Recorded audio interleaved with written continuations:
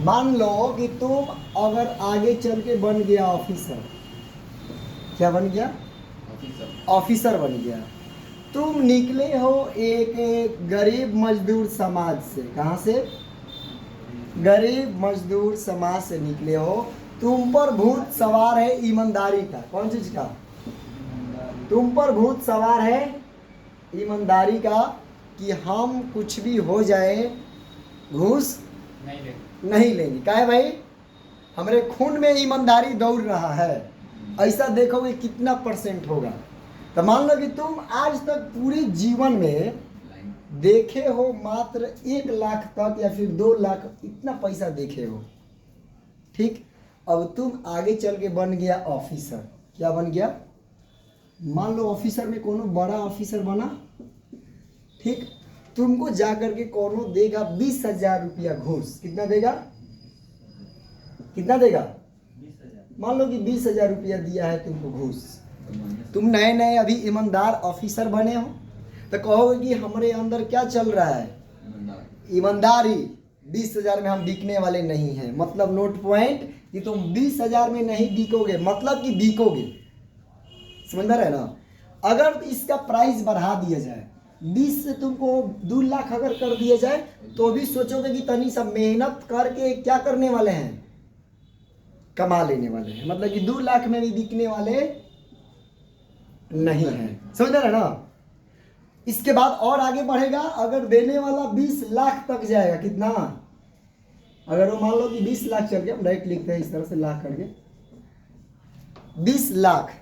तो 20 लाख में जाएगा तो सोचोगे कि नहीं, छोटा मोटा किसी से घूस लेंगे तो पता नहीं चलेगा, और फिर हम 20 लाख इकट्ठा कर सकते हैं। मतलब कि तुम्हारा धीरे धीरे अपना रियली जो औकात है, वो औकात मालूम चलना स्टार्ट होगा। क्या चीज? अपने आप को भी तो देखोगे ना पैसा के तुलना में। ये घूस देखोगे अपने औकात के अनुसार लेने के लिए। ठीक, किस हिसाब से? कि तुम अपने आप को आंकोगे कि हम कितने लायक हैं, तो तुम पता चलेगा कि हम ऑफिसर हैं, 20 लाख तक आसानी से आ जाएगा। हमें किस चीज पर नीडर रहना चाहिए? कि भाई हम ईमानदार हैं, इसमें कोनो डाउट नहीं होना चाहिए। पूरा एकदम रोब चला रहे हैं। अब पता चला कि सांसद आया है तुमसे सिग्नेचर कराने, तुमसे कहेगा 20 लाख नहीं, तुमको हम देंगे 50 लाख। कितना? तो तनी सा दिमाग में हलचल चलना स्टार्ट होगा। फिर भी अगर बहुत जबरदस्त तरीका के मान लो कि तुम ईमानदार हो, क्या हो? खतरनाक ईमानदार हो, तब 50 लाख भी कहोगे कि नहीं, हम इसको लात मारेंगे, हम क्या करेंगे? घूस नहीं लेंगे, भ्रष्टाचारी नहीं बनेंगे।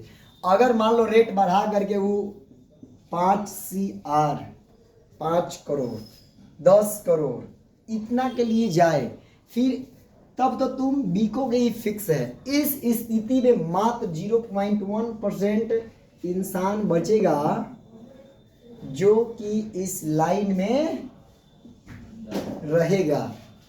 नहीं तो यहां से तो अपना औकात ऑफिसर सहित, वो चाहे IAS हो या फिर IPS हो, कहानी क्या होगा?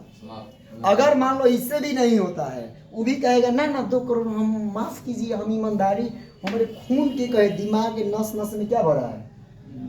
तो अगर मान लो कि कोई ठेकेदार आता है, बड़ा ठेकेदार, कम से कम मान लो 500 या फिर 1000 करोड़ के काम लेकर के, और उस एरिया से मान लो कि उसको सिग्नेचर कराना है किसी से भी, तो क्या करेगा?